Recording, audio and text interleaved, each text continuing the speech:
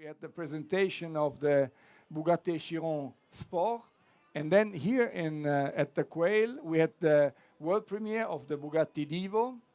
And this year, again, at the Geneva Motor Show, we had a real one of one, La Voiture Noire.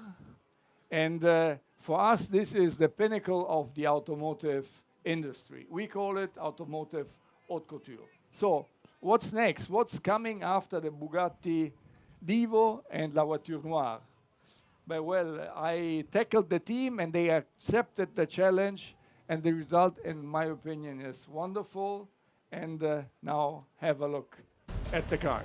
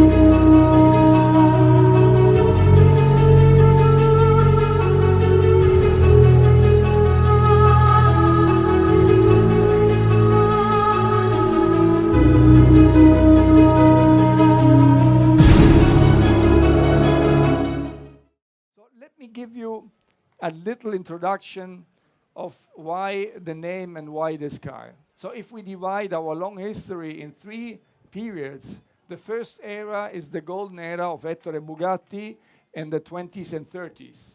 The third, so the last era where we are in today, started in 98 when the Volkswagen Group bought the Bugatti brand. And if we speak about the intermezzo in Italy, so the second era, then we speak about Campo Galliano, and we speak about the car which was launched at the time, which was the EB 110, and which was a car which was ahead of its time. There are some around here on the lawn, lucky the owners. And I have to say that Centodieci is Italian and stands for 110. So the inspiration is coming from the EB 110, but also Centodieci stands for us because this year we are celebrating our 110th anniversary, so it's very important to have this name on one of our cars. But let's have a closer look at the car. The car has an 8-liter capacity engine with 16 cylinders, and it has 1,600 horsepower, which is leading to an incredible weight to power ratio of just 1.1 kilos. And this is something which is exceptional. And then we worked a lot on the aerodynamic and on the downforce of the car. You can see that in comparison, for example, at the Chiron, that here the horseshoe is smaller, so we have more airflow, easier airflow on the front. We have a nice air curtain on the sides of the car. We have a massive rear diffuser, and we have a spoiler which is increasing the downforce by 200 pounds. So if we put together the exceptional engine, the weight to power ratio, the aerodynamics, and the downforce, we have a car which is jump starting from 0 to 60 in just 2.4 seconds. We have a top speed of 236 miles per hour. But every car which is leaving our atelier in Molsheim has to have the clear brand identity of Bugatti. And certainly the Centodieci has it. They have to fulfill the issue of being very performing, but also very easy to drive. They have to be very luxurious, but also very comfortable. They have to be elegant, and they have to have a design which is going to be timeless. And if we speak about the design here, you see elements, and if you compare them with the EB110s on the lawn, you will see it. We have those elements here, but we also have the clear reference of all the Bugattis, with the horseshoe in the front, with the center line, with the Bugatti lines on the side. And Mesdames, Messieurs, I have to say that we are only going to build 10 of these beautiful cars. The price is 8 million euro net, and the cars are all sold. And yes, they're all sold. Ladies and gentlemen, for me, it's clear that we have to continue to work very hard on the future of our brand and our company. Always keeping in mind, if comparable, it is no longer Bugatti. Mesdames, Messieurs, merci et vive la marque. Thank you very much. Thank you. This is the car. So you see, for me as a chief designer Bugatti, my main job when we do an homage project is not to get stuck in a retro direction, but making translations that find a win-win situation with technical development that is challenging on a package of a Chiron, translating it and still creating a reminiscence that looks modern in terms of the car that we're quoting. I think the inspiration leads back to 3 items, I would say. One is obviously the car, the EB110 SS at the time. The other one is Romano Artioli, who has really revived the brand Bugatti since the 1960s to come back in 1988. And thirdly, and as a designer I have to say, I very much admire the work of the designer of the car, EB110. If we start at the rear of the car, you see a very direct translation in a modern interpretation. If you look at the rear end of EB110, it's a very graphical look, no? These pill shapes, very geometric.